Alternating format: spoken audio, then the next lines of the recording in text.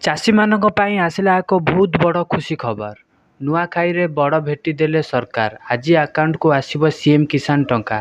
ଜାଣି ରଖନ୍ତୁ ଖାତାକୁ ଆସିବ କେତେ ଟଙ୍କା। ତା ପୂର୍ବରୁ କହି ରଖୁଛି, ଆମ ଚ୍ୟାନେଲକୁ ଯଦି ନୂଆ ହେଇଥିବେ ଚ୍ୟାନେଲକୁ ସବସ୍କ୍ରାଇବ୍ କରିଦେବେ। ଯଦି ଭିଡ଼ିଓଟି ଭଲ ଲାଗିବ ଭିଡ଼ିଓଟିକୁ ଲାଇକ୍ କରିଦେବେ।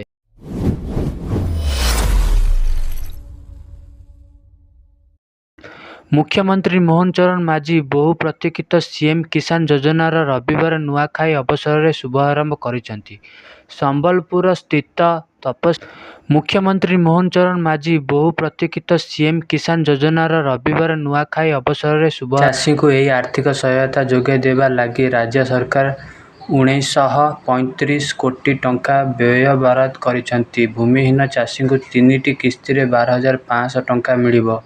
ଏହି ଯୋଜନାରେ ସମସ୍ତ ଚାଷୀ ତଥା ଭୂମିହୀନ ପିଏମ୍ କିଷାନ ଯୋଜନାରେ ଅନ୍ତର୍ଭୁକ୍ତ ଚାଷୀ ମଧ୍ୟ ଆର୍ଥିକ ସହାୟତା ପାଇପାରିବେ। ଚାଷୀମାନେ ନୂଆ ଭାବରେ ସିଏମ୍ କିଷାନ ଯୋଜନାରେ ସାମିଲ ହେବା ପାଇଁ ପୋର୍ଟାଲରେ ମଧ୍ୟ ଆବେଦନ କରିପାରିବେ। ଏହି ଯୋଜନାରେ ଟଙ୍କା କିସ୍ତି ହିସାବରେ ନୂଆଖାଇ ଏବଂ ଅକ୍ଷୟ ତୃତୀୟାରେ ଚାଷୀଙ୍କୁ ମିଳିବ।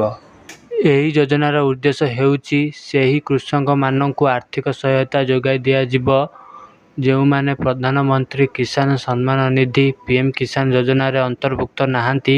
ତେବେ ଓଡ଼ିଶା ସରକାର ଶୁଭାରମ୍ଭ କରିଥିବା ସିଏମ୍ କିଷାନ ଯୋଜନାରେ ଚାଷୀଙ୍କୁ ବର୍ଷକୁ 4,000 ଟଙ୍କା ମିଳିବ। ଅର୍ଥାତ୍ ନୂଆଖାଇ ଅବସରରେ ପ୍ରଥମ କିସ୍ତି ଆଜି 2,000 ଟଙ୍କା ମିଳୁଥିବା ବେଳେ ଅକ୍ଷୟ ତୃତୀୟାରେ ଦ୍ୱିତୀୟ କିସ୍ତିରେ ଆଉ 2,000 ଟଙ୍କା ମିଳିବ। ପୂର୍ବରୁ ବିଜେଡି ସରକାର ଚାଷୀଙ୍କୁ କାଳିଆ ଯୋଜନାର ଆର୍ଥିକ ସହାୟତା ଯୋଗାଇ ଦିଆଯାଉଥିଲା। ତ ଫ୍ରେଣ୍ଡସ୍, ଏହି ଥିଲା ଆମ ଭିଡ଼ିଓ। ଯଦି ଭିଡ଼ିଓଟିକୁ 1% ଭଲ ଲାଗିଥାଏ ଲାଇକ୍ କରିଦେବେ। ତ ଚ୍ୟାନେଲକୁ ନୂଆ ହେଇଥିବେ ଚ୍ୟାନେଲକୁ ସବସ୍କ୍ରାଇବ୍ କରି ଅଲ୍ ନୋଟିଫିକେସନ୍ ଅନ୍